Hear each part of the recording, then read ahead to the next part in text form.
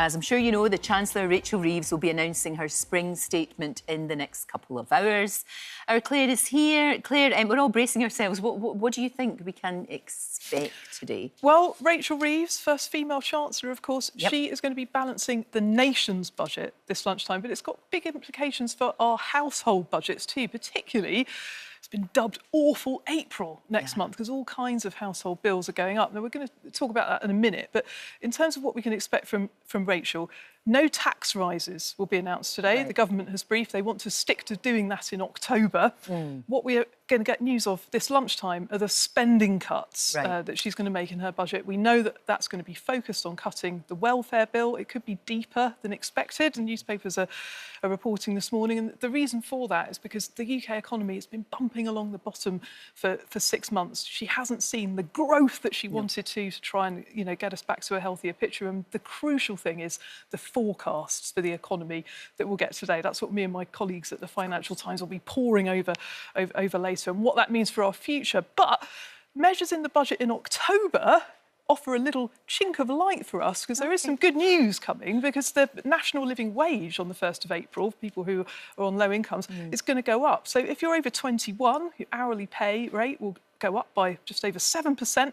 Younger workers and apprentices will see their hourly rates go up between 16 and 18%. So big boost for younger workers. And then people who are on the state pension, because she kept the triple lock at the last budget, your state pension will go up by just over 4%. But of course, with all of these big rises in bills coming, we're going to need those extra pennies. This is it. And what can people do right now to help with bills? My spring checklist. Let's start with water bills. So, water bills, some people have reported a rise of nearly 50% to their annual bills, particularly if you have got a water company that's in trouble. Now, the quickest way to cut your bills and only pay for what you use is to get a water meter, and the companies are putting a lot of pressure on people to do that. But if, for example, like me, you live in a block of flats and they can't fit a water meter, they have a special tariff that you can go on. But better than that, if you live on your own, nearly all of the water companies do a single-person discount, but they don't really advertise this. You could get 10 to 20% off your bills if you live on your own and you can't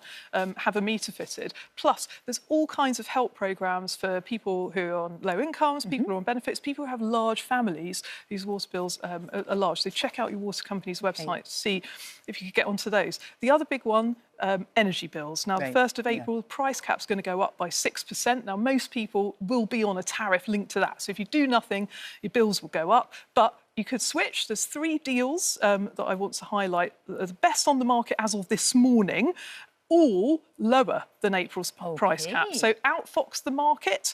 They've got a 1-year fix that's 14% less than April's price cap, so lots of people could probably save on that. E.ON Next, slightly longer fix, 12% less, and EDF Energy, a 12-month fix that's 7% less than the price cap. So well worth having a look around. Is it easy to change, though? It's a lot of very people easy. would be quite intimidated by that and think, oh, I'm not sure, and it's online, and is it safe and all of that? It is. I think people who've done it once go on to do it many more times. Right, because you realise that it's actually not as intimidating as you think. Indeed, and they don't turn off your power or anything like that. Now, the next one is the phone. Now, millions of us are paying too much for our mobile phone plans because we've gone out of contracts, and we could be paying a much lower price. Very easy way to find out. All you need to do is text the word info to this number, 85075. It's free, and your mobile phone company will text you back and say whether you're out of contract or if you're in contract when it expires. So you can note that down, switch to a SIM-only deal when that happens. That could save you up to £30 a month in some cases. Do you know what it could? And they're not going to tell you about that. You have to do it. So it's up to you to do that number. Send that text. Now, quick blast on council tax.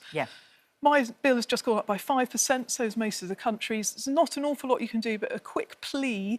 If you are one of the hundreds of thousands of households that could be claiming pension credit, which isn't, it's a gateway benefit. One of the things that you can get with pension credit is a discount on your council tax bill. So just wanted to flag that up.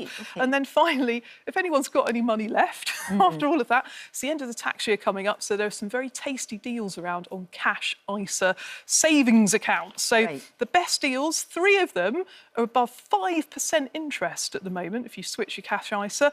Moneybox, Chip, and Trading 212. There is a catch with those 3 because the high rate drops back after 3 months. Yeah. But the alternative is, if you want to do a fixed ISA, you can fix for a year at 4.5%. Oak North Bank and Shawbrook Bank both offer that. They're protected by the Financial Compensation Services Scheme. Right? They are real banks, I can assure you, but many people do prefer a high street name. The top rate on the high street is the cash ISA offered by the Post Office, which is 4.15% interest. Crikey. Now, look, it's also Debt Awareness Week, and you've got advice for anybody that might be struggling, because obviously an awful lot of people, and I completely understand it, they get the bills, they don't even want to look at them. It's ostrich time, head in the sand. Well, especially at the moment, and when we know that bills are going to go up again.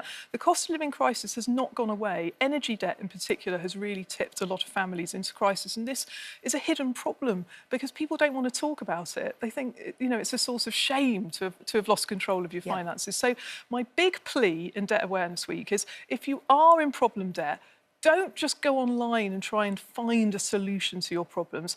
Talk to a debt charity. There are many. Step Change are the biggest. Citizens Advice now. Lots of people might think, oh, come on, Claire, it's not that bad. I don't need to talk to a charity. I don't need them to help me. Well, would it make you feel better to know that, A, the finance industry funds the vast majority of the work the debt charities are doing? They are there for you. And B, all of the people I know at debt charities say we could help people so much more if only they came to us earlier, rather than clicking on a solution online that they think will work for them, which in actual fact could work more for the company selling it to them. Debt charities are impartial. They search the market. They could find ways to write off some of your debts if you're really in dire straits. They could get breathing space to stop the relentless torrent of bills and texts. But unless you ask for their help, you're not going to get it. So in Debt Awareness Week, that's my plea to you. Their websites are packed full of information too. And you can even talk to them on web chat if you don't want to actually have a phone conversation, which I think is a really, really brilliant development. That's a great idea, actually. And sometimes there's something about seeing it written down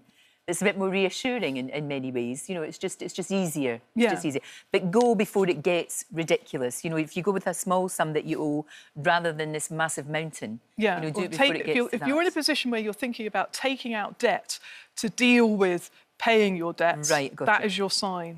Go and get some free advice. Exactly, and don't be worrying that it's a charity. For goodness sake, it's for everybody. You're quite right. Pizza Express, I've got a very good deal. I can't. Is this for real? It is for real. So we have slightly better than expected inflation figures this morning.